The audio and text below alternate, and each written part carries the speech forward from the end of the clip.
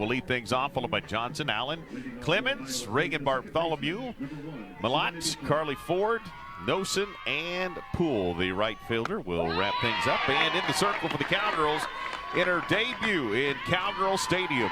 A long time coming. Young lady out of Artesia, New Mexico, Riley Crandall. And Riley Crandall got a few starts early in the season and then was out for a bit with injury, but back today in the circle for the Cowgirls. And Serenity Trice gets a base hit as she rifled that one right past Talon Edwards at third into left field. And Trice is on the boards, and here's the way the Cowgirls will line it up across the plate. Edwards, Bloodworth, Rosie Davis at second, and Godwin with Amanda Hassler getting the start today behind the plate.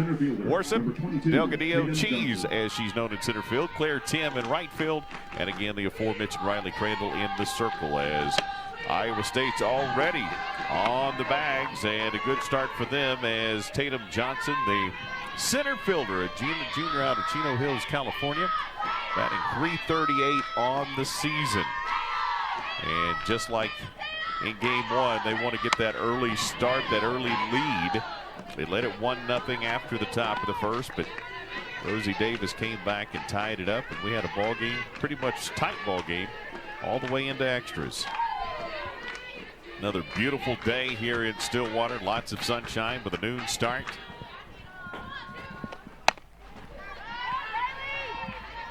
Pretty good crowd here on hand for this one as well.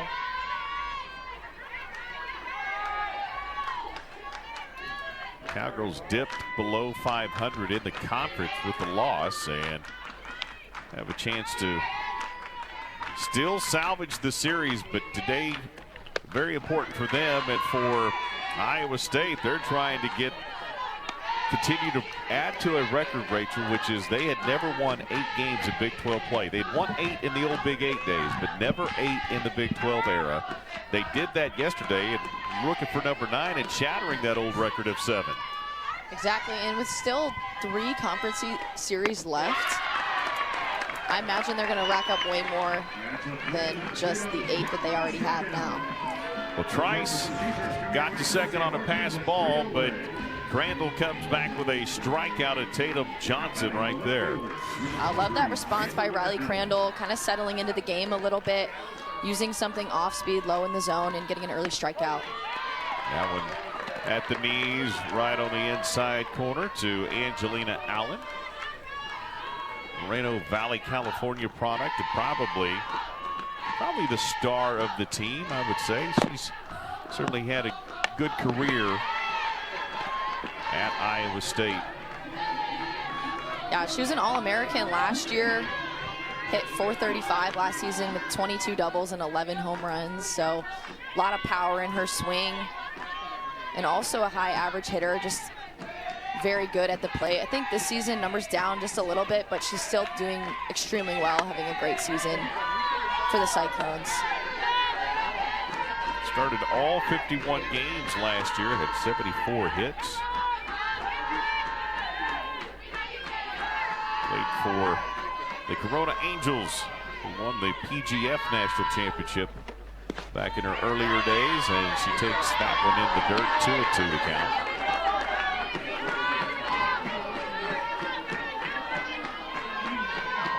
It's interesting talking to Coach Pinkerton about his roster and the fact that they don't necessarily have a Sammy Williams, or they don't have the Spell Hogs or the big names that were always at the top of the standings in the Big 12, but he feels like they've got great depth. They're youthful, and there's a lot of depth. He feels good about the makeup of this team, even though there's not maybe that standout kid above everybody else.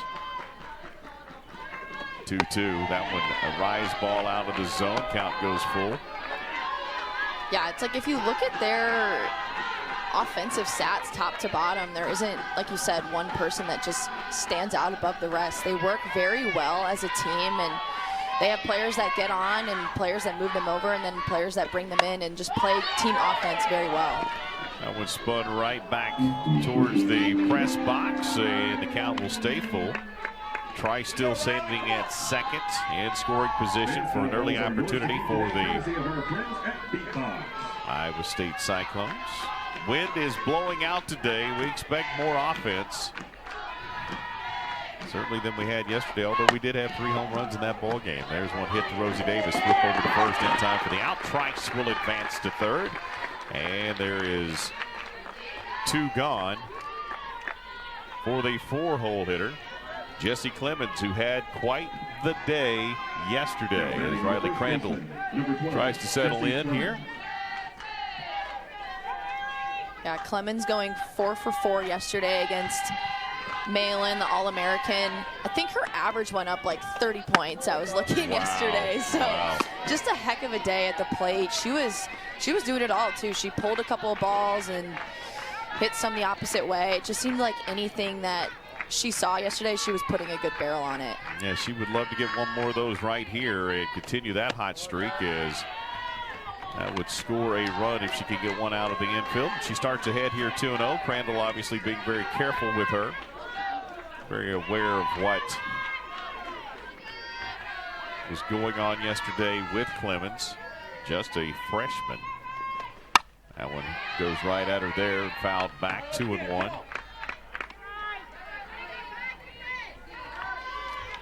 don't know how many freshmen get to hit in the 4-hole. I was just going to say, she doesn't look like a freshman up there, and that's exactly why she's in the 4-hole. She is very disciplined at the plate, swings at good pitches, and swinging like a veteran. Yeah, she certainly looked like that yesterday, as that one's fouled back as well. So the count will leave it at 2-2. 2 gone. 1 on for Iowa State, trying to make some noise in the top half of the first.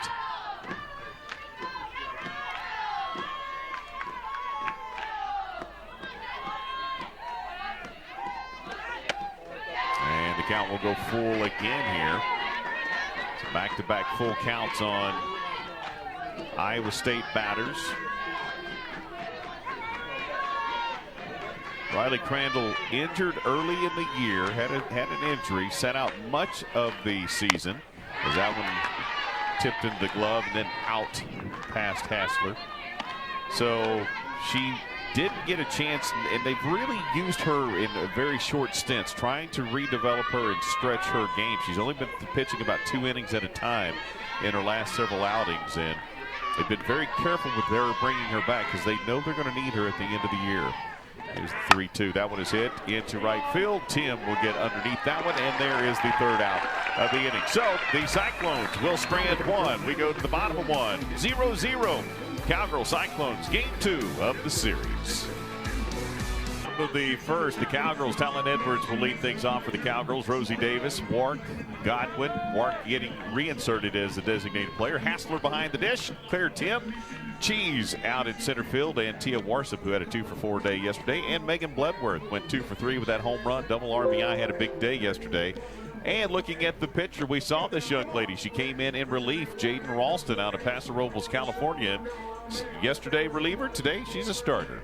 Ralston threw the last 4 innings of the game yesterday, only giving up 1 earned run. Really good outing for her.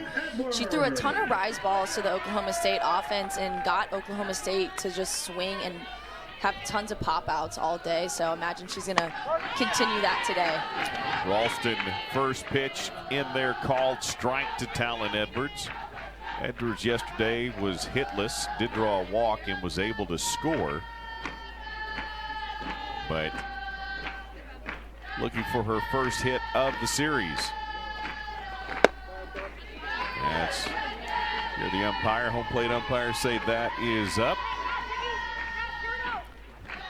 Umpires for today's ball game. I've got there we go. Home plate's Robert Gonzalez. Dustin Douglas is at first, and Keith Kearney, who was behind the plate yesterday, is now at third. And there's strike 2. And yesterday, the Cowgirls offense in general just did not look very disciplined at the plate. They were swinging at balls and taking strikes, and so I know that's a huge focus for them today. That one is popped out to pull in right field, and Talon Edwards just missed that one. And let's take a look at the defensive alignment for the Cyclones. Around the bags, Malott, Bartholomew, Trice at second, Clemens at first, Carly Ford back behind the plate.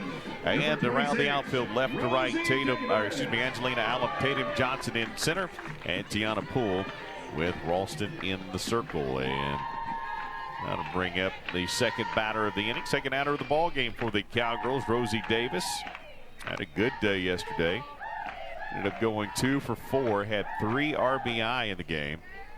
So of the 4 runs scored, she had 3 of them for Oklahoma State. And the first pitch to her is a called strike. Into the wind, blowing left to right. Pretty good wind coming through across that outfield here this afternoon. It'll be a good day for pool hitters.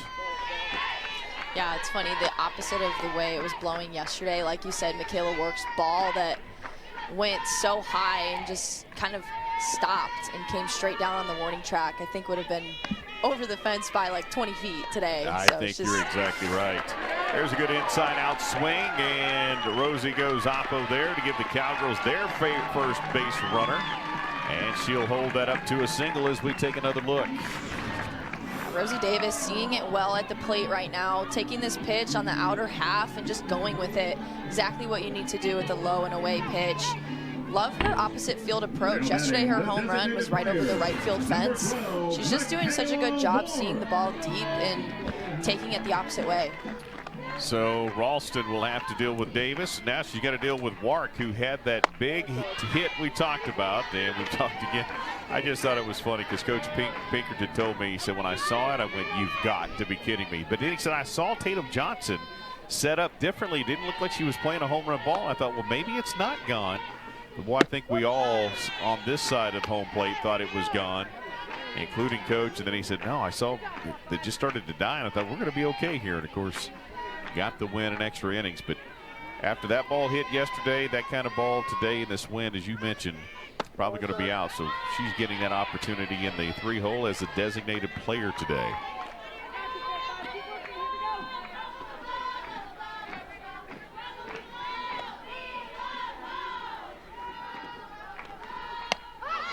Gets underneath that one and spins it back into the crowd, or at least behind the Iowa State dugout. It's interesting because of the concert we talked about it. We're going to talk a little more about that today. Talk about N7 and the turquoise jerseys. But as I was coming in early this morning, that one is hit into left field, and Allen is going to be there, and Davis will have to retreat back to first. But as I was coming in, I noticed the bus for Iowa State was coming from the north. And so I asked them this morning, where are you guys staying? They're actually staying in Tulsa.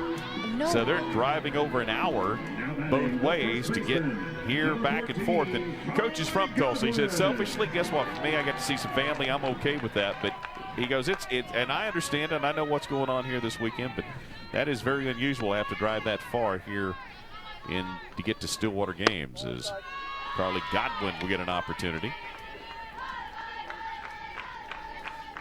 Yeah, that is interesting. I would have thought for sure they would have had booked their stay a while ago and would have been able to get into a hotel, but that just shows you how many people are in Stillwater right now. That's exactly right. You know, and we talked a little bit about it during game one, but it was such a lightning in a bottle moment, and the concert kept selling out, and the next date, and the next date, and the next date, and then immediately everybody started booking those hotels. So no one was anticipating that, as that one is going to be hit softly to Malott. Malott makes the throw to Clemens, and the Cowgirls will strand a runner just like Iowa State. It's 0-0. We're going to top of 2 here in Stillwater. At that point, we had several young ladies that were Native American, and he's like, man, it just makes sense. I would love to be a part of that. And Nike came alongside and said, yeah, you know what, we'll do that. And you see it a lot in basketball. Don't see it as much in softball, but Oklahoma State, Kenny Gajewski certainly wanted to be a part of that, as you see Bartholomew step in for Iowa State. But it looks good. It's a good look for Oklahoma State. I like the teal. I love the blue jerseys, and the Cowgirls usually wear these a couple times throughout the season. And Coach G before the game said they're just absolutely honored to wear the jersey, and they take a ton of pride in being able to represent the Native American culture it means so much to Oklahoma and just the country in general. So it's very cool. That ball, it is indeed. That ball hit pretty well to right, but Tim underneath it. So Bartholomew will fly out to right, and one gone, one away here at the top of the second.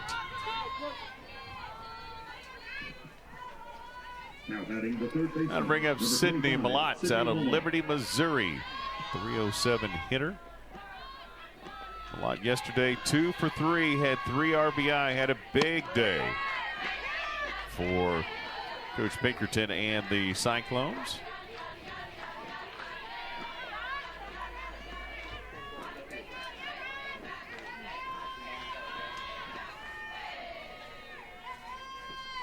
And the 1-0. The home plate umpire say no, it's out. So ball just a little outside there. Malott was really just the difference maker yesterday. Those 3 RBIs out of the 5 runs that they put up. She had an amazing game, and kind of similar to Clemens, she was just hitting everything they threw at her. She hit one of her home runs over the right field fence. The other one was an up and in pitch that she pulled over the left field fence. Didn't matter where you were throwing it to her yesterday. She was going to hit it hard. Yeah, 2 for 3 and a walk. And as you mentioned, those 3 RBI, and just had a really big day. She was, again, part of that was Clemens in the 4 for 4 day, but Malott, little farther down the order, was extremely productive as well. That one is hit, and it's going to get in that wind we were talking about. It's going to be at the wall, and it is gone. Home run for Sydney Malott, and she continues to be a factor in this series. Right at the wall, looked like they were going to try to make a play, and the celebration continues there as we take another look at this one. I thought Worsup or Cheese might get a glove on it. Yeah, I love that she takes this pitch up and in again and just drives, gets her hands up to it, drives it. This ball was hit extremely high in the air, and I think the wind helped a little bit take it out, but she got a really good barrel on that pitch. That's her 3rd home run in 3 at-bats. That is wild, and she is really seeing the ball well. Yeah, in fact, she very much so is, and it's a great job. And as you said, again, she hit that ball a mile high, and that wind just carried it and carried it and carried it. Worsup, it's hard to tell, obviously, from depth perception how far over the wall that was, but she did get up high and had a chance to try to get a glove on it, but good effort, but just too well hit. Yeah, and that's kind of what you have to prepare for a little bit when you put Riley Crandall out there, who throws a lot of rise balls, and with the pitches up in the zone, it's a little bit easier for some hitters to get their barrels under the ball a little bit, pop them up, and sometimes carry out of the yard on a really windy day like today.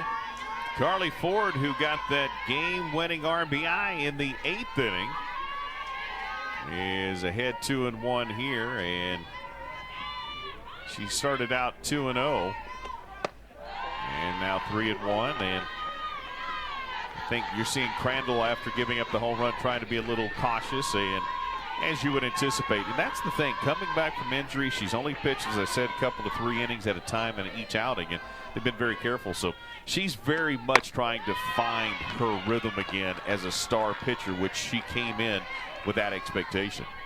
Yeah, after transferring in from Baylor, she had a fantastic season last year at Baylor, and coming in, a lot of high hopes for her. I know the fans are super excited to see her getting back into the circle, but there is just a tough time period when you are coming back from an injury. It's just going to take a couple of outings to get back to what you know you can do.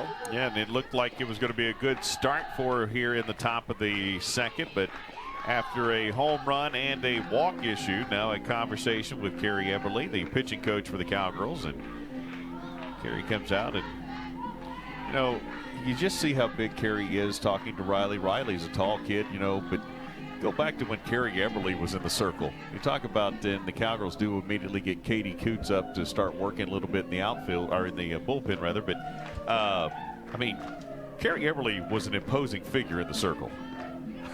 Yeah, definitely. I hit off her a couple times, and it's just, she's very intimidating in the circle, and I think she could kind of be there when intimidating when she's having a conversation with you, right? Yeah, I mean, for sure. Here's what I need you to do. Okay, coach, whatever you need me to do, I'm going to do. Carrie's actually extremely well organized, and she game plans everything, even to the point where I think Kenny G at times is like, really, are we going to talk about this again? Have we already not? She just loves to be organized, and they come in with an absolute plan with every single game. Now, the game may dictate and change some things, but no matter what the scenario is, they've got a card that they want to go to, and this is what we were going to do, and this is we're going to stick to it. Even if your gut maybe say this isn't right, analytics says it is, and they've been very deliberate in that. 100%. I know, speaking firsthand, being in the office, preparing for games and series, they are just diving into the spray charts and the stats, the analytics, the film, just going head to toe on everything. And that's what's so interesting about softball and the advancement of the game, is how much is available to coaches and players and scouting wise. It's a lot of fun. It is, and obviously, again, now then, what is the card going to tell them as Nosen ends up getting in walks. So a home run and back-to-back walks gives Tiana Poole, the right fielder, an opportunity right here. Yesterday, Poole went 0 for 2 and had a couple of strikeouts, and she starts ahead here 1-0. So a lot of consecutive balls thrown here, and it's a good job by Hassler to come out and talk to her catcher. It's a good time for a conversation.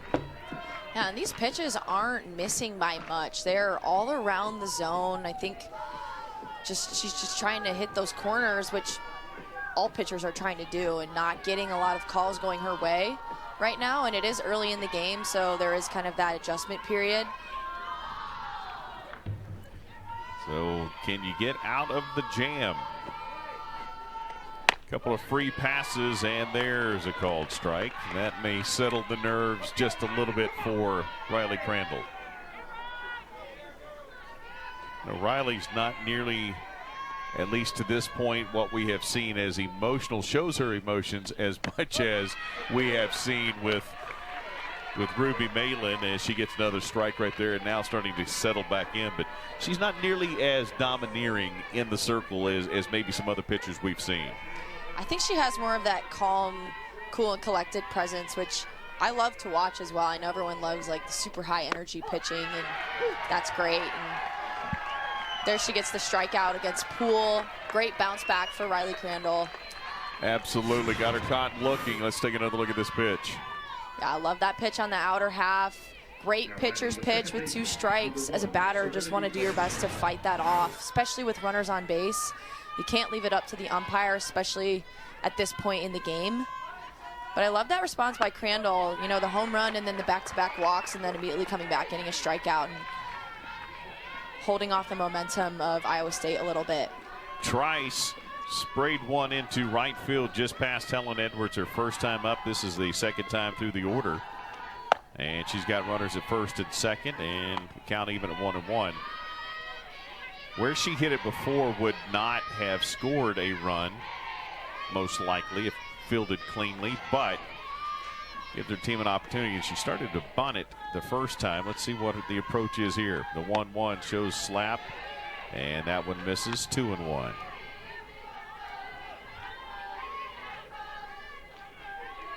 Now, the other thing, Riley doesn't work real quickly either, right? I mean, she's, you know, some pitchers immediately want the ball, they want to go right back.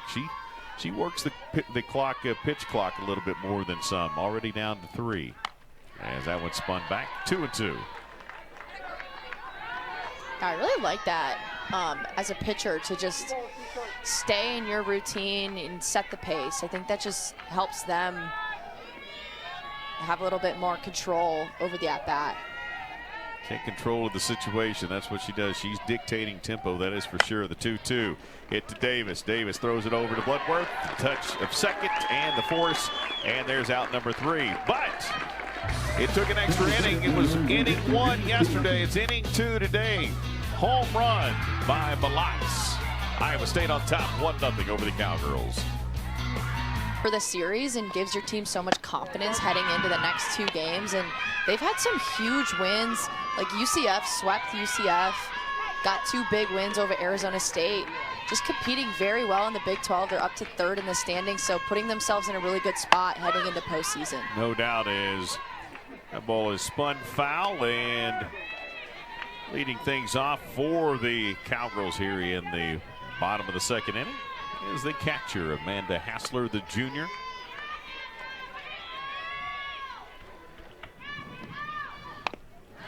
And I think she did the same thing yesterday. Yesterday she was a designated player.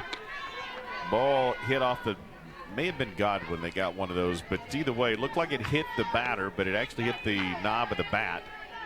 And that's strike 2. Ralston's done a good job early in this one and continues to do a good job as she gets the strikeout. Hassler, big cut at this one, even with 2 strikes. Ralston looks like a rise ball, a little bit out of the zone. She just bites at it, swings underneath it. I think so far in this game, Oklahoma State not making any adjustments from yesterday. As we've talked about, their discipline was just not there yesterday. They're swinging out of the zone so much, and so far today have done that already a few times. So I'm sure in their dugout just trying to change the approach and the mindset at the plate. Claire Tim will get her opportunity, and she is down 0-2. And as you said, letting strikes go by, swinging at balls out of the zone, and that's just not a good combination. And you know, that's again probably a great credit to what we're seeing from Iowa State pitching. They've done a good job of keeping the Cowgirls off balance. The 0-2, and there's back-to-back strikeouts for Ralston, her 2nd of the ball game. Again, looks like a rise ball out of the zone. Yeah, again, Ralston coming in with 2 quick strikes on the outer half, and this pitch just way out of the zone. Fools Claire Tim, gets her to swing underneath it for another strikeout. And 100% credit to the Iowa State defense and the pitching staff and their pitching coach, and just putting a good plan together and following it to a T. And Cheese that time does draw the hit by pitch and just caught her on the inside elbow, I believe. We'll take a look and see if that's exactly, in fact, where he got her. It did, just caught the inside elbow, and so Cheese will go to first, and that'll bring up Tia Warsup, who had a good day yesterday, 2 of 4 for Oklahoma State. Shows bunt, fouls it back, and Cheese was headed second. Looked like that was definitely a hit and run situation for Oklahoma State.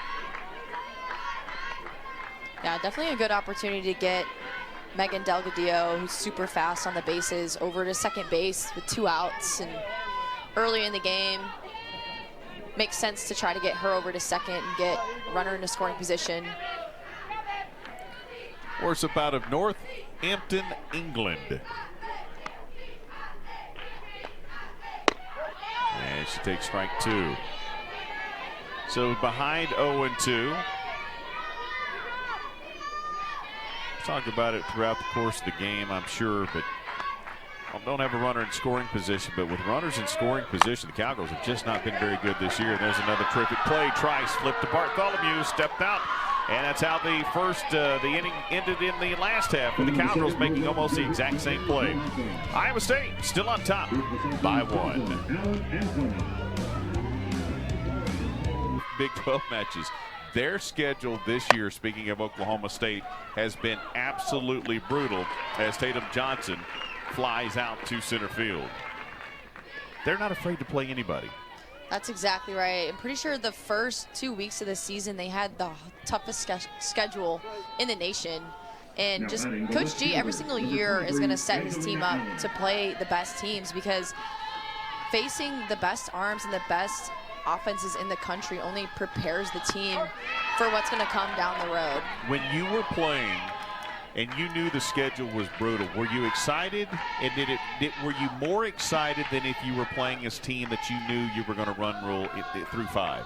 Definitely more excited to play in those games against really good competition. That ball flared to second. Calling her off is Warsup, who moved to right in for Tim. And that was a last-minute call-off, and Rosie Davis bowed out, and that's a heck of a play by Warsup. Warsup got a great jump on this shallow pop-up, just sprints in, I think calling Rosie off at the very last second, just in enough time. Great play by the outfielder. She has a much better angle and vision to go catch that ball. So 2 gone here, and that one is fouled back by Jessie Clemens.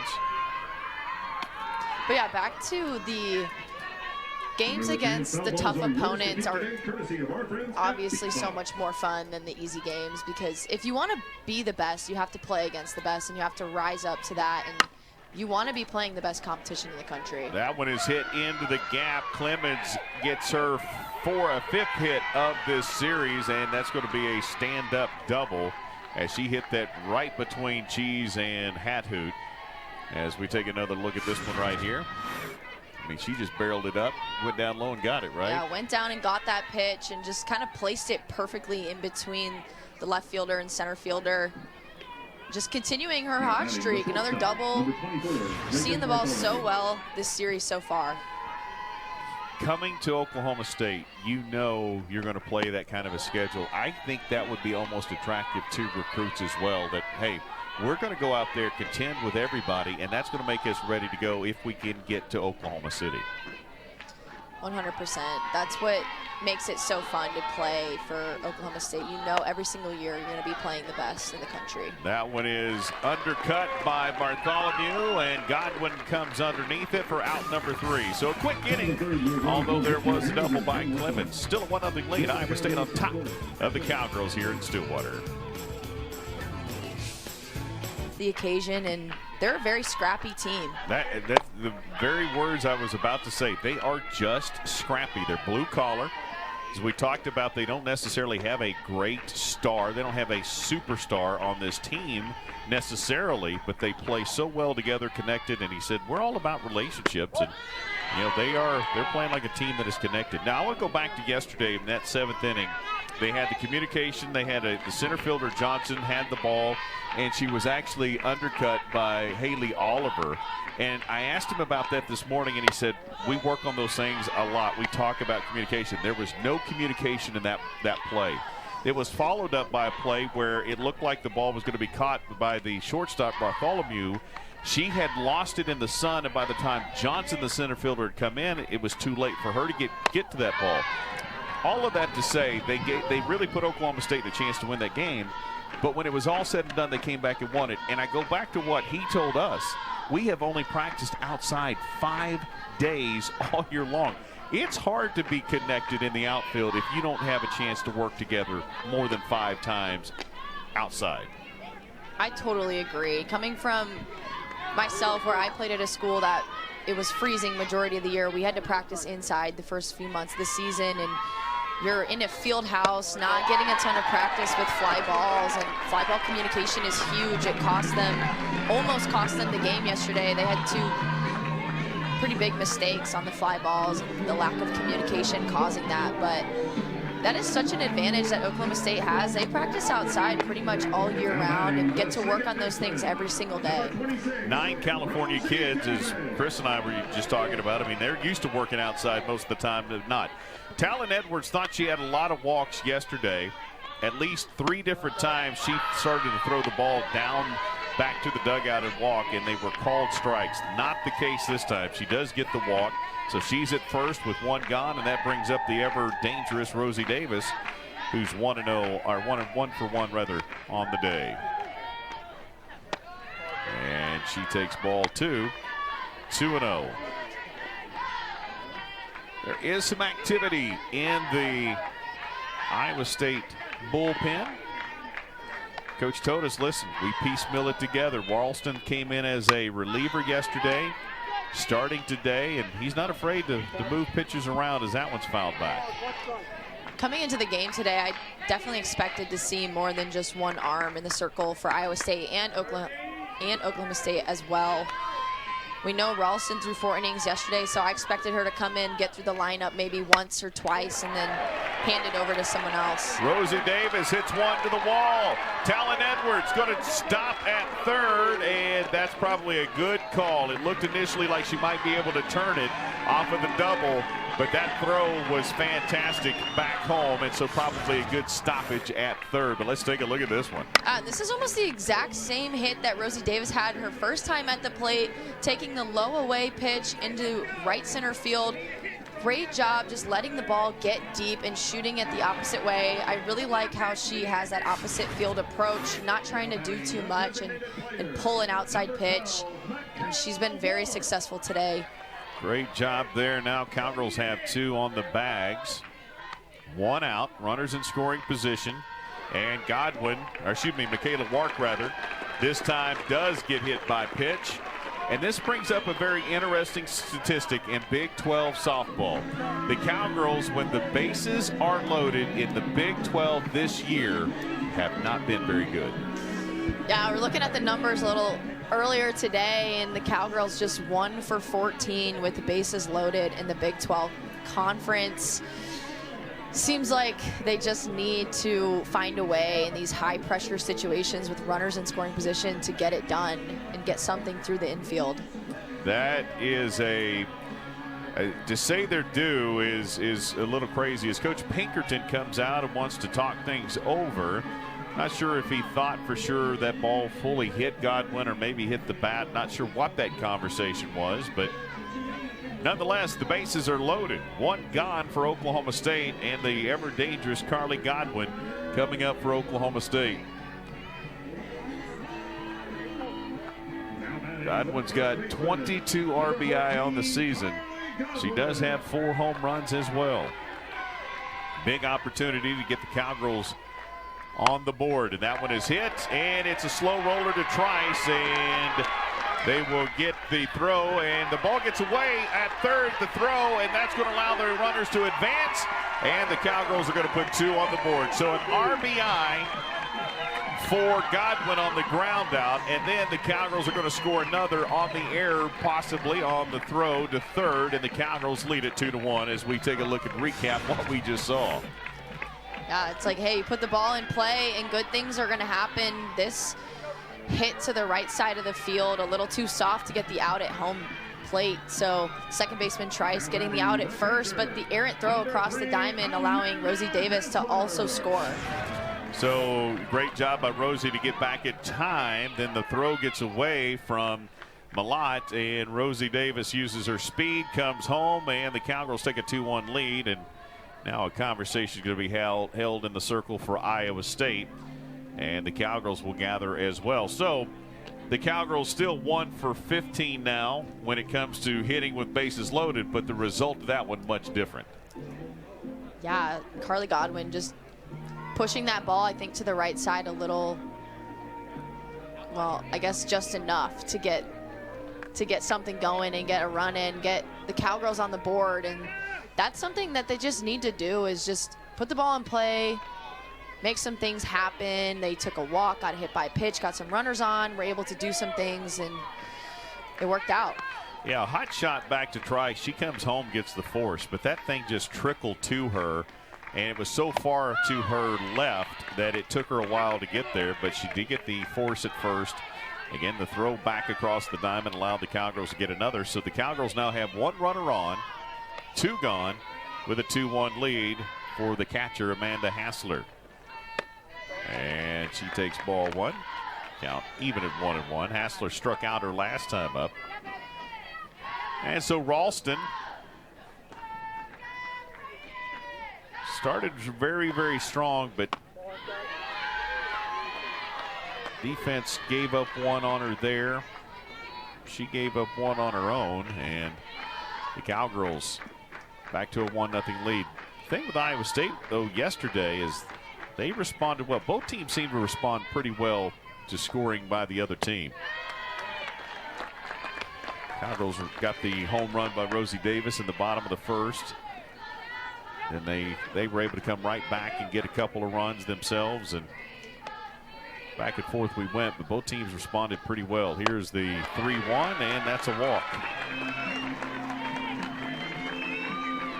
Yeah, and Iowa Iowa State has had runners on every inning so far. They've gotten at least one hit in every inning so far. So their offense, I think, still very confident at this point in the game. It's only the bottom of the third right now, and they've been getting some offense going.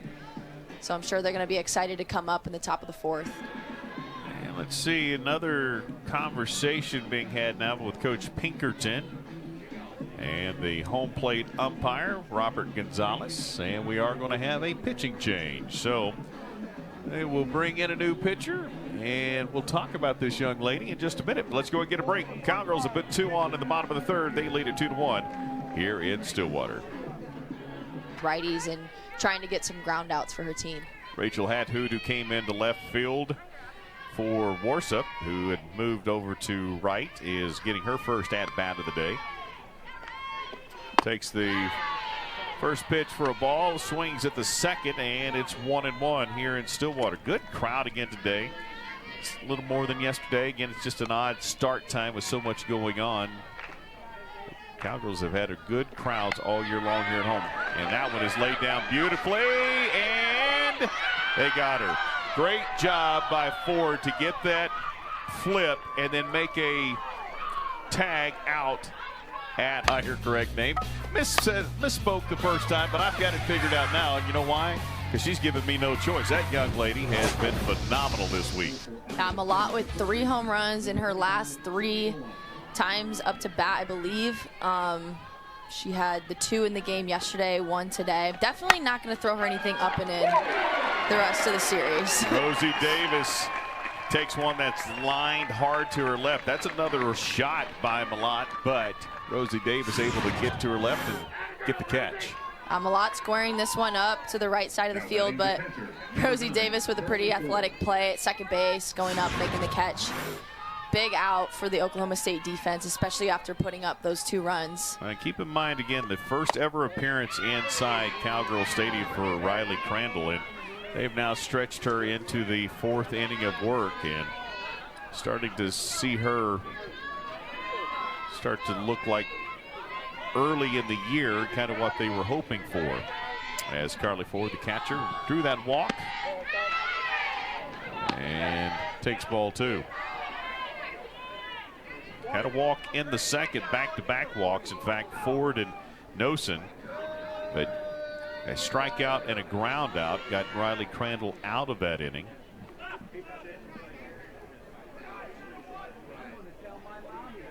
And now a little conversation is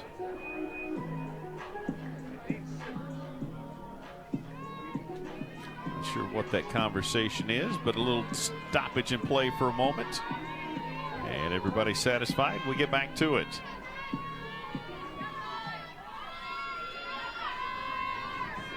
Here's the 2-0. That one is fouled back.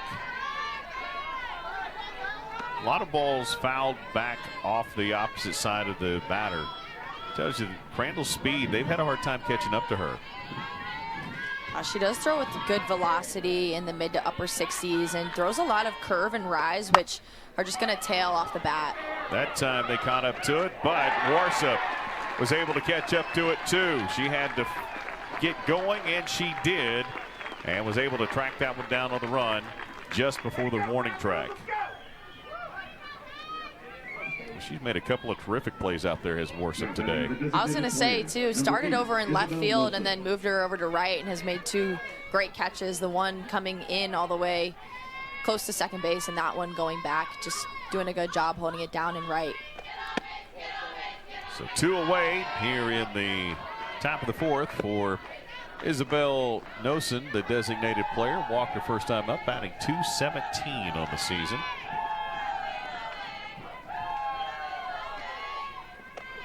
That one's hit right into left field and back. Well, a lot of conversation going on between Hathood and Cheese, but ultimately the pair figured it out, saying they got out number 3. We go to the bottom of the 4th. Cowgirls with a 2-1 lead. This is Big 12 on ESPN+. 1 in their regional and supers in the last 5 years. They've only lost 1 game in all of those, and so If it ended right now, the Cowgirls would probably have to go on the road for the Supers if they got out of their regional. Yeah, most likely. And Iowa State with a good opportunity to boost their RPI this weekend against Oklahoma State. And I love the use of the RPI because it factors in the strength of schedule to reward the teams that are playing difficult schedules. So like Oklahoma State is 14 right now, and Iowa State is all the way down at 70 because of the tough schedule that they played before the conference season started. Undoubtedly, that is a pure reflection of the strength of schedule as Megan Degadillo. Cheese hit by pitcher first time up in the bottom of the fourth. Yeah, this is a batting .342, by the way, does a great job of kind of starting that bottom part of this order and lineup. But the RPI, those numbers, even though the Cowgirls have lost some of those games, as we mentioned earlier, 7-7 versus top 25 teams, that is a pure reflection of the strength of schedule that they've had this season, which has been phenomenal. There's a slap, and you see the speed of Cheese, and she almost beat that out, but good job in the circle there by Hune to make the play. So one away here in the bottom of the fourth.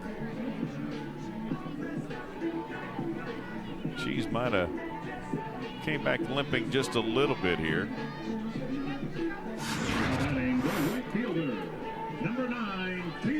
Oh, she got hit in the head. Yeah. And that kind of threw her off her balance a little bit. Shaking up a little bit. So that'll bring up Tia Warsup. Grounded out her first time, and that ball is in there. Just got out of the box. Now she's going to try to turn it into two. And no, he started to say safe, and then he called her out, and she was barely safe at first, and then she gets thrown out at second, and the Cowgirls are going to review this. They tell her to stay right where she's at, but that's a heck of a throw by Poole. I was just going to say, what a play by the right fielder, Poole. Tia Warsup trying to drop down a bunt, and Ford, I think, rushing her throw a little bit, sailed it. But the right fielder, Poole, in the perfect position behind first base to scoop it up and make the play at second. Very close at first, and then very close at second. And the speed of Warsup is good, and so is that arm of Poole. As she, on the overthrow, turned to run. Poole, puts it right there, and, well, that is extremely close. Very, very close. Let's see the tag. I think that's the right call. Just by a fingernail, but I think that is the right call. Either way, it'll be awfully hard to overturn because it is so bang bang.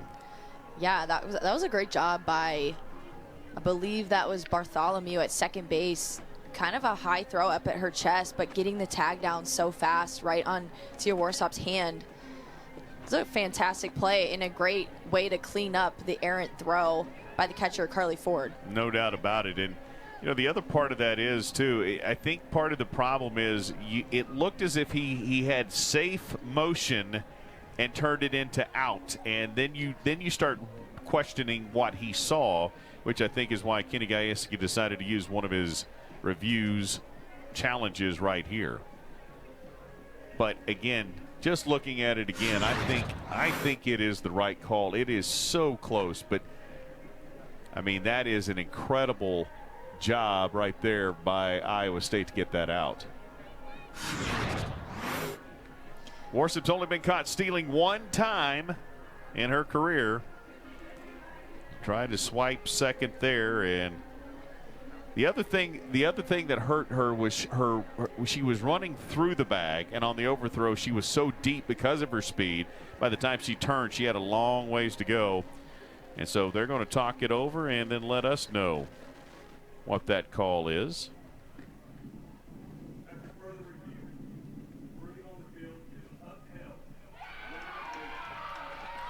I think that's the correct terminology, and I think it's the correct call. And that just shows the importance of the backup by Poole in right field. It could have been runner on second with one out for Oklahoma State, but now bases are cleared and Iowa State defense has two outs. They're in a much better spot. Changes everything for the freshman Abby Kuhn, who's in the circle, and her defense helping her out right there. It didn't initially, but then they did. That brings up Megan Bloodworth. 2 for 3 day yesterday. Had the RBI with a solo shot. And that one is going to be hit in the infield, and they just let it drop. No communication between the third baseman and Milan and Bartholomew, and I think they both thought they had it, and they just let it fall in front of them, and that is very characteristic of what we saw yesterday. I wonder if the sun played a factor on this pop-up, just a high pop-up, straight up, right in between third, short pitcher, and second. Somebody had to have had a better visual and angle to go catch that ball. I think Coach Pinkerton probably a little frustrated with his defense on these fly balls. Well, because again, it looked to me like Malott had made the call, it's mine, I've got it, and then it drifted on her. Well, so Bartholomew is going to give her space, and in doing so, if you don't make that catch, it's going to fall. And unfortunately for Iowa State, that's exactly what happened. Yeah, those in-between pop-ups are always a little questionable. But somebody in the infield really just has to take charge and go make that catch. And in my opinion, that's probably the shortstop in that situation, or third baseman, whoever has a better angle with the sun and the wind. But you know, Malott wasn't using her glove to try to shield the sun. It looked like she saw it, or at least it felt like she saw it. Then maybe there was 2 yellow spheres and she wasn't sure which one to go get, but it dropped in there, and that brings up Talon Edwards. The Cowgirls trying to make some noise here with 2 outs. It was officially scored in error.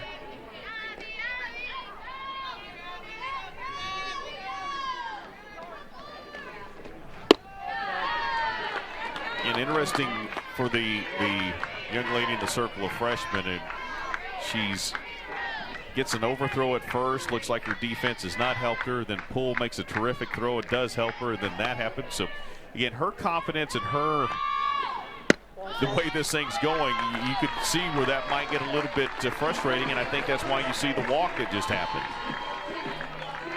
Talon Edwards gets her 2nd consecutive walk. And now runners at first and second for Rosie Davis, who's 2 for 2 on the day.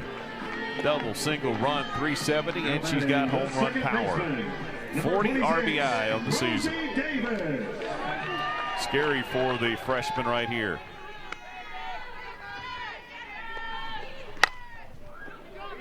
Rosie way out in front of that one. The off speed, pitched her a little backwards and gets ahead 0-1.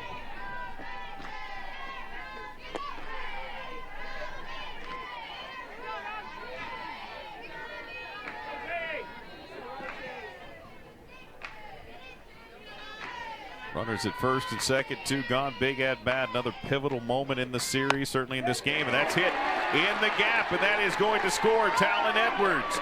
And so all of that eventually does result in a run for Oklahoma State. The Cowgirls make them pay for a couple of mistakes out there. And Oklahoma State has runners at first and second, so Rosie Davis 3 for 3 with an RBI single. Now Rosie Davis coming through again, taking this pitch a little up in the zone and just driving it through the 5-6 hole. Not trying to do too much and getting something going for the Cowgirls. And Rosie Davis now hitting coming into today, hitting .417 with runners in scoring position. So she is the one that is getting those clutch hits for the Oklahoma State offense. Undoubtedly she is, and she's now got 41 RBIs on the season as Michaela Wark spins that one into the net.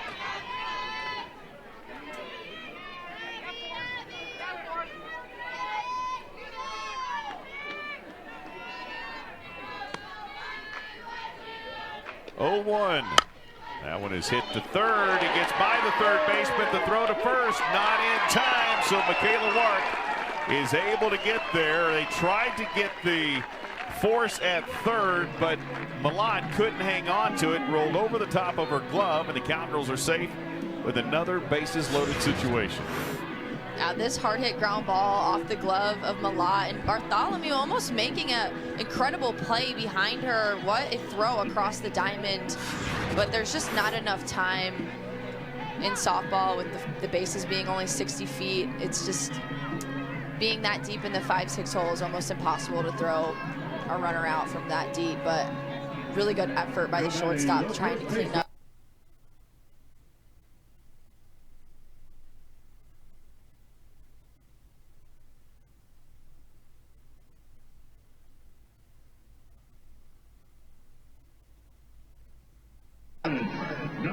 The ball going off of Malat's glove. So the Cowgirls were back to this situation before where they're 1 for 15 with bases loaded in Big 12 situations this season. And that one is skipped in there for Carly Godwin. Again, I talked about this again. You get a freshman in the circle, should already be out of this inning. But instead, she's having to throw a lot more pitches to the middle of the order for Oklahoma State. And that's got to be unnerving for anybody, especially a young lady that has 6 decisions on the season. But a great job right there as that one is hit to first. Clemens over, and they do get out of the jam. Cowgirls' woes continue with bases loaded in Big 12 play. But the Cowgirls get one. They litter for the Iowa State Cyclones. Paige Nakashima, young lady out of Hawaii, James Campbell High School. Behind early here on the count to Crandall, 0-2. Given what we talked about with Crandall and just now stretching her and giving her the ability to stretch the innings and the amount of time worked, got to be impressed with what Riley Crandall's done here so far today. Crandall has come out and besides the home run to Malat has done very well, only given up a few hits, keeping Iowa State to just 1 run. And Nakashima is going to be called out as we take a look at the strikeout pitch. This pitch by Crandall, a little low and away. Definitely on the corner there as a batter. That's a tough one, but with 2 strikes, you just have to do your best to fight that off and not leave it up to the umpire. So another strikeout on the day for Crandall. That's her 3rd today. And are we getting ready to make a change? We are. So despite the efforts by Riley and pitching really well, we talked about it. They have a plan and they've stuck to it. Even though things are going well for her, they're being very cautious and stretching her, and they don't want her to go too far. We'll talk more about that on the other side of the timeout. Great start in her first ever start for the Cowgirls for Riley Crandall in the circle. From Trice to get something going off a new pitcher. Tatum Johnson will step in for Iowa State and takes ball 1. Katie Coots on the year, 7-4, 4.43 ERA. Pitched 55 1/3. She's a bodybuilder, competes in that as well, and does her own nutrition and takes all of that very seriously. And quite honestly, when you look at her size, you wouldn't think necessarily that she is a young lady who can throw with as much fierce power as she can, as you see Johnson 0 for 2 today. But I think part of that bodybuilding is what helps her be able to throw with the velocity that she throws with. She has a ton of strength and power, and just that's why she's able to throw in the upper 60s. She blew that one by Johnson. 2-1 the count with 1 gone. And Riley Crandall had pitched very well. They must have had her on a batter faced, batter through the lineup, or pitch count. Something in there was the triggers. That one gets by Hassler, and there goes Trice to second. So a runner in scoring position here for Iowa State. Yeah, I'm thinking the plan coming into today was to let Riley Crandall throw 2 times through the order and then put Katie Coots in and let her finish the game. And Riley Crandall did her job exactly, only giving up 1 run. Had a very good outing. And Kenny Gajewski talking over some alignment changes. So we'll see what this looks like. More activity in the bullpen for the Cowgirls. Ruby Malin down there. I believe Catherine Ogg as well. is throwing. It is. So lots of activity here. And let's see what Oklahoma State's going to do here. They will put in a new catcher after that ball got by Hassler. Schneidmiller will come in, and you know that's the thing about Schneidmiller. She's probably the better defensive catcher between the two. Hassler's the better offensive player, and we've seen those two platoon a lot throughout the course of the season. Yeah, they both have been mixing in a ton, and Schneidmiller getting a lot of starts this season behind the dish because she is so good back there. She blocks everything and has an amazing arm, gets a ton of people out on the bases. She's a very good defensive catcher. So 3-1 count here to Johnson. And she hits that one. It's a soft spot over the top of Bloodworth, and that'll be a single with runners at the corners and one gone here for Katie Coots and the ever-dangerous Angelina Allen coming up. So Iowa State trying to make some noise and scratch and claw and get those, at least one or maybe both those runs back here in the top of the fifth. Schneidmiller calling defensive signals. Now batting the left fielder, number 23. You know, we're going to see Johnson at second, or first, try to swipe second here at some point. And the first pitch to Allen out of the zone. And the Cowgirls defense right now pinched in. Looks like they're going to try and cut the runoff at home instead of trying to turn a double play up the middle. Foul back. Allen, you could hear the grunt and the exhale as she swung and made contact and almost frustrated with herself mid-swing.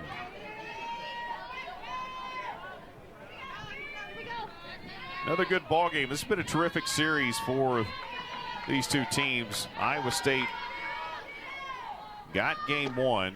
There's a strike. They had some blunders and nearly gave it away. They finished it, and they have been, as you said multiple times already over the last couple of broadcasts, they're scrappy, and they're continuing to be scrappy here with a 1-2.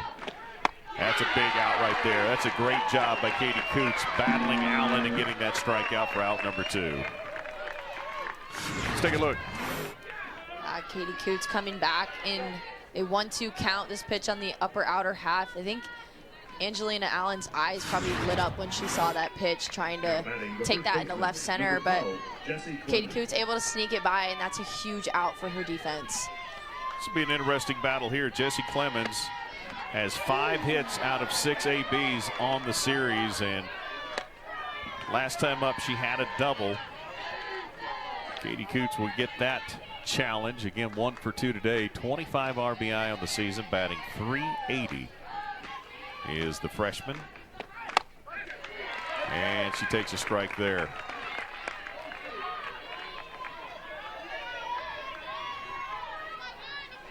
Katie bounces a lot at the start of that delivery, but when it's all said and done, that motion gets zeroed in straight towards the plate, and there is some velocity. She moves it up pretty up and well. She's got some vertical separation. Definitely does. But she is, she's a little dynamic little pitcher for Oklahoma State. Here's the 1-2, big pitch. A swing and foul back by Clemens. Yeah, Katie Coots, a lot of the times against righties, we're going to see her throwing a drop curve. They call it a cutter, and it pretty much just cuts down and away from the righties, and it's super effective in getting them to ground out to the right side of the field. And there it is right there, a strikeout, the first of the day for Katie Coots, actually the second in a row for Katie Coots. The Cowgirls holding on to a 2-run lead. It's 3-1 rather, in Stewart's, but they were good enough in their pitching and their offense, and so put all that together, and that's just how they've survived and have been able to be as scrappy as they have been. Exactly. That's exactly what Coach Pinkerton said. They've won a lot of games being good at 2 out of the 3, but if they're able to be consistent, put all 3 together, they're going to be a force to be reckoned with for sure. Schneidmiller is going to ground out, and that'll be the first out of the bottom of the 5th. and came in just a minute ago behind the plate for Hassler and hit for her as well. And now the left fielder, Hadhoud, who came in as well, reached on a fielder's choice. Hitting .227 on the season, spins that one back into the backstop, strike one.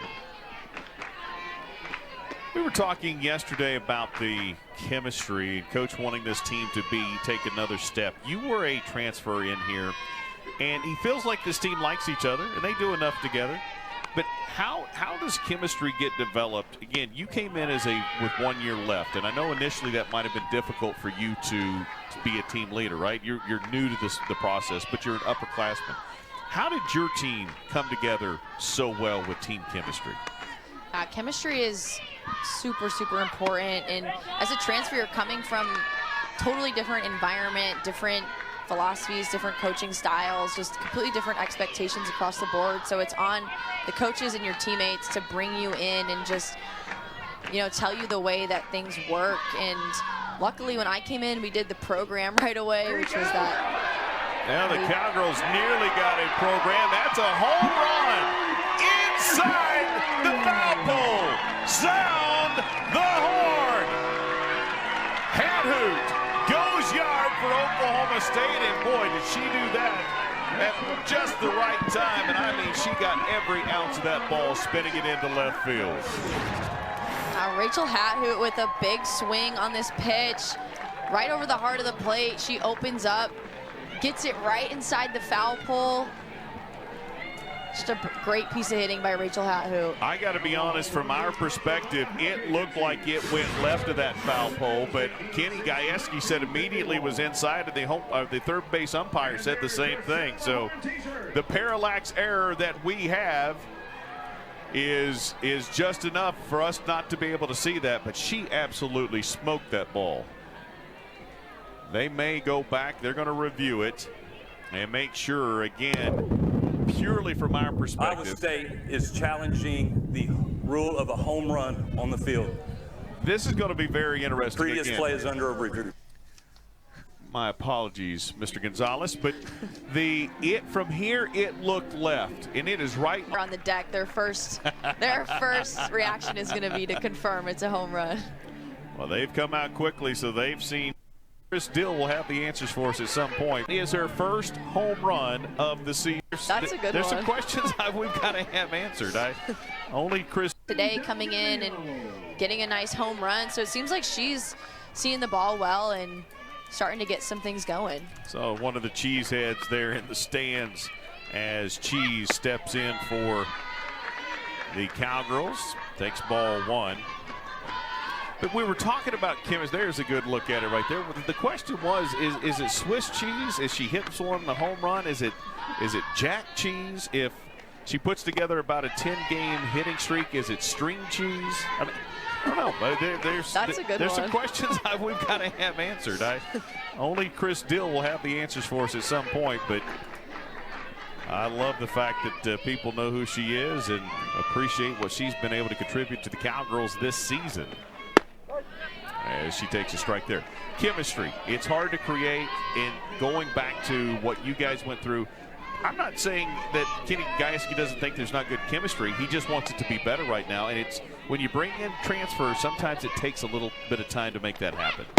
Yeah, it definitely is an adjustment period and something that everyone needs to work on, not just the coaching staff, not just the players. It's just a combined effort, and there's so many things that go into it. And I think having that chemistry really just helps with being able to trust your teammates and being able to come into a new program and play your best. If you feel like you belong and feel comfortable in your environment, you're only going to succeed or have a better chance to, at least. And you can't be afraid that somebody's come in with talent playing your position. Go compete and push each other and make each other better and stronger for the team. And that's a hard thing sometimes for young people, but that's key. You cannot be jealous. You have to be a team player, and that's what Kenny Gajewski's brought in almost every single year. Yeah, everyone on these teams just knows that they have a role, and they're going to do their best to fit that role, and whatever they need to do to help the team win, they're going to do, and that's how Big 12 softball is. Well, you better have good team chemistry if you're going to compete in this league, because there's just too many good teams. The money pitch is ball 4, and that puts cheese on the bags for the Cowgirls. So Schneidmiller grounded out, followed up by a home run by Hathoot, now a walk. And the Cowgirls threatening to start opening things up here a little bit in game 2. Number 9, Tia Warsaw. Tia Warsaw 1 for 2. Terrific speed. Had the single, then got thrown out on the overthrow and lays that one down. And again, you see the speed. And this time she'll stay. Poole is there again on the overthrow, but that will allow Delgadillo to advance to third. The Cowgirls have runners at first and third after the bunt single by Warsaw. Just a perfectly placed bunt by Tia Warsaw, a little bit up the first baseline. There's really not a lot of times anyone on defense is going to be able to make that play. Clemens attempting to make the quick throw around and sailing it into right field, allowing Delgadillo to advance to third. Just the short game by Tia Warsaw is unmatched. She is so good. Great job right there. Terrific base stealer as well. And that one is skipped in there, and Warsaw is going to swipe second. For Warsaw, she is now 17 of 18 on stolen bases. And the Cowgirls have runners at second and third yet again. That one elevated out of the zone for Bloodworth.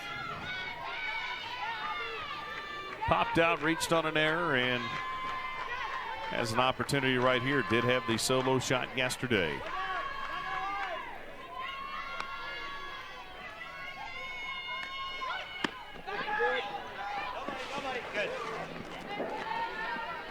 Looked like a little safety squeeze attempt by the Cowgirls defense.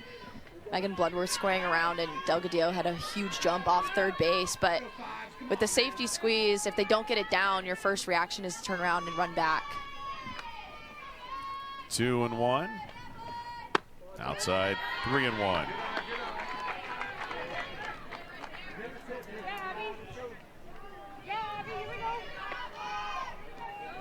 Cowgirls trying to put together crooked numbers. They've struggled here as of late to do that. Going back to the Arizona series, came back with dramatic fashion to get that one, and there's a crooked number. That one is going to put 3 on the board. Bloodworth leaves the yard for the second time this series. A 3-run shot. Sound the horn. Bloodworth rounding third, coming home on a 3-run home run.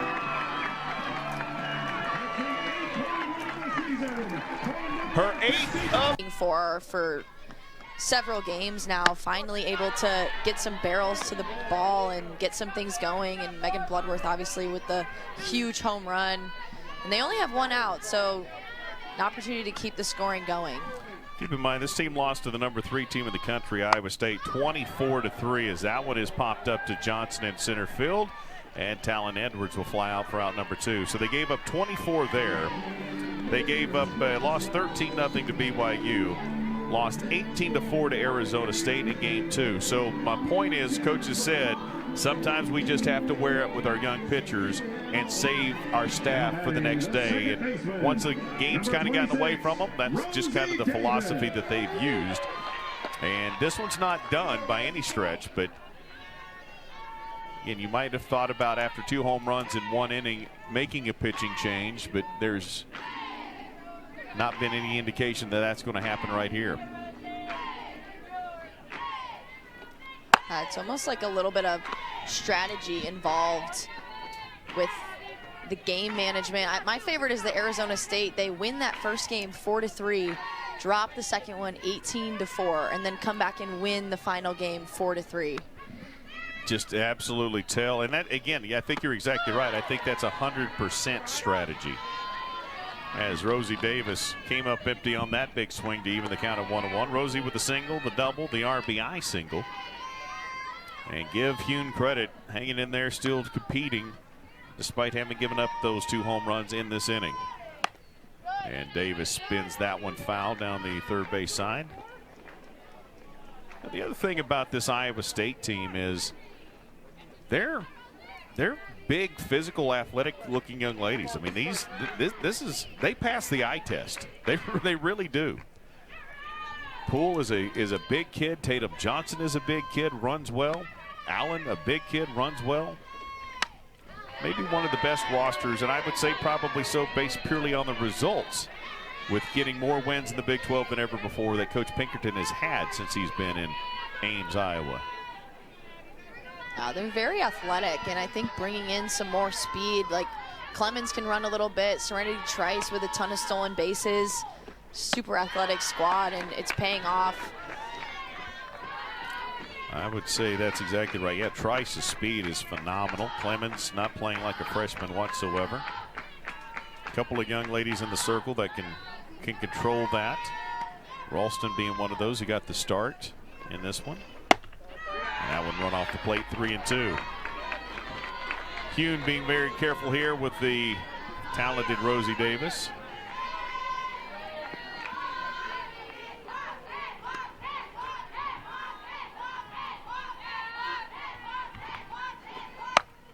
That one is hit sharply, and Johnson is back at the track, just in front of the track for out number 3.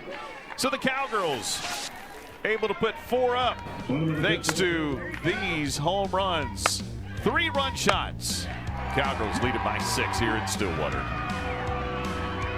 Looking situation, barely got the glove up. If it had been right at her, I'm not sure she would have. The exit speed of the velocity of the OU batters was remarkable. I remember that play, and it's definitely a scary moment. The pitchers are just so close to home, and some of these balls get smoked right back up the middle. So Katie Coots, you see, has the mask on. I know a lot of pitchers wear the mask, and I totally understand why. I think I would have one on as well if I was in the circle. Absolutely. I mean, that was an indication of why you would do that, but great hand reaction by Coots on that one, hit right back to her. She gloved it cleanly, and she falls behind here, though, to Malott, 3-0.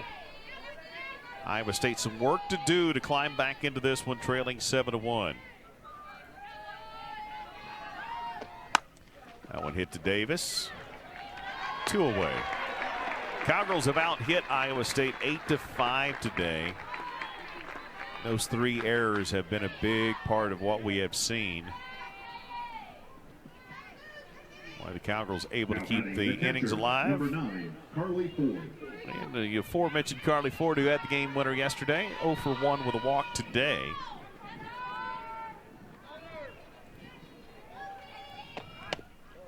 Takes ball 1. Iowa State down to their final 4 outs, looking for some offense here.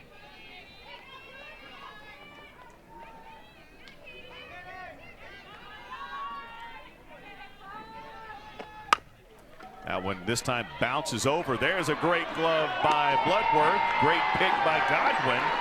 But good running down the line by Ford. Those are 2 terrific plays right there, but Ford too speedy to get down the line. I love that effort by the shortstop, Megan Bloodworth, diving up the middle. The Cowgirls defense has been very solid throughout this series so far, so definitely a piece of their game that they, I think, have improved very well over the course of the season. And count 0-1 here to Isabel Nosen, the designated player. 0 for 1 with a walk today.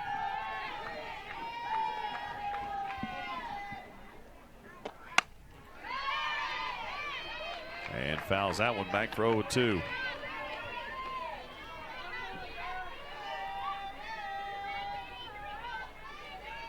Katie Coots, got to give her credit too. She's come in, had a very clean situation coming in, but she has done a very good job closing this out to this point. She's given up a few singles, but really hasn't allowed Iowa State to hit the ball too hard to create too much noise in her time since coming on. Here's the 1-2. That one outside.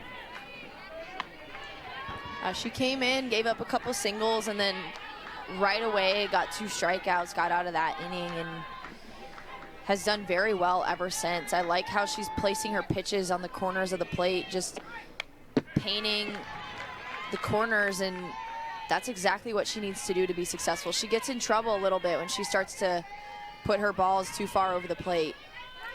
Nobody working in the bullpen right now for Oklahoma State. We had a couple up for a moment, Og and Malin. We obviously anticipate Malin will start game 3 tomorrow as that one is hit into center field. And Cheese is over there.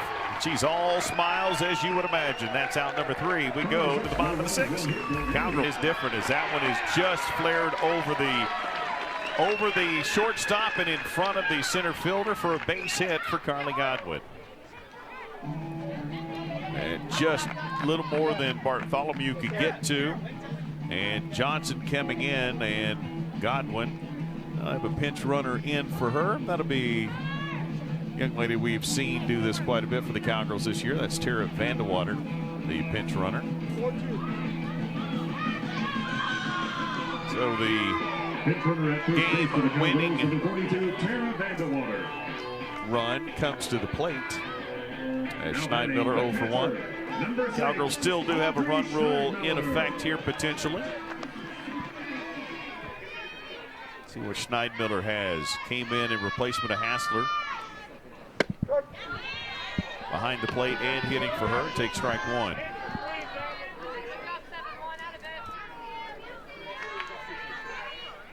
A lot of chatter between both sides. Again, another great crowd here for a middle of the day softball game.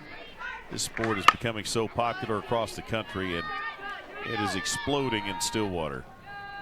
Why not? On one of only 2 programs in the country to go to the Women's College World Series the last 5 consecutive years.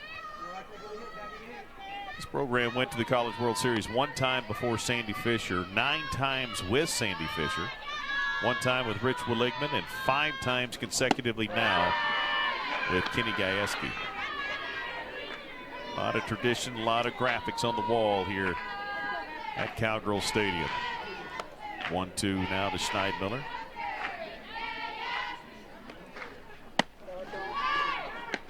A great decision, but the throw was a little bit wide, and that's a great job by Clemens to track it down. Otherwise, Vandewater was going to be at second. Oh, we had another overthrow into right field today by the Iowa State defense if it weren't for that outstanding effort by the first baseman Clemens. And Poole wasn't moving as quickly quite as much there. There's a called strike and a strikeout for the youngster in Potvin. So runner on and 2 gone. Not sure if Schneidmiller knew she had 2 strikes in that at bat, but good pitch on the inner half by Potvin. She's able to get her looking. Hathoot has 11 home runs in her career, averaging 2 per year. This is being her 5th year, and she's on pace for that and could match that as she just hit 1 a moment ago. 1 right here would be her 2nd and keep her average alive. Hit her 1st of the season. 1-0 here.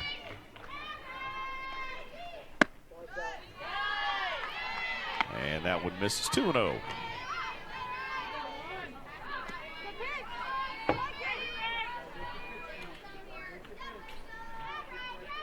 Game 3 of the series tomorrow. If this score holds, it will be the deciding game of the series and a big ball game for both of them. We've talked about it. Iowa State's trying to hold in that top 1/3 of the Big 12.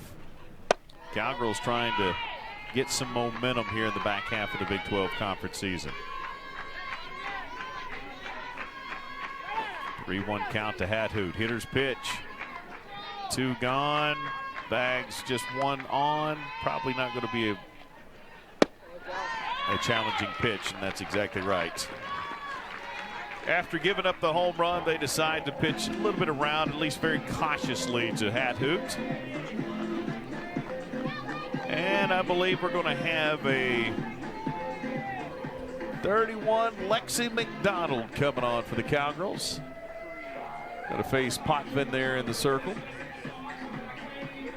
Freshman. A little bit last year, not playing as much this year, but she's She's got good power, but she starts behind here 0-2 as Potvin trying to get out of the bottom of the 6th. Turn this thing over to her offense, try to make something happen.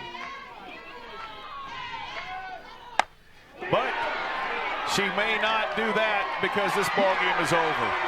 We said she's got power, and she just proved it, and she turned it around. Sound the horn. Lexi McDonald, a 2-run shot, and the Cowgirls ended here in the bottom of the 6th inning. Boy, it's nice to talk about a young lady and what she's capable of, and that she absolutely delivers as we see this one again. Lexi McDonald calling game on this pitch. 0-2 count. She sees something up and in and knows that she can get her barrel to it.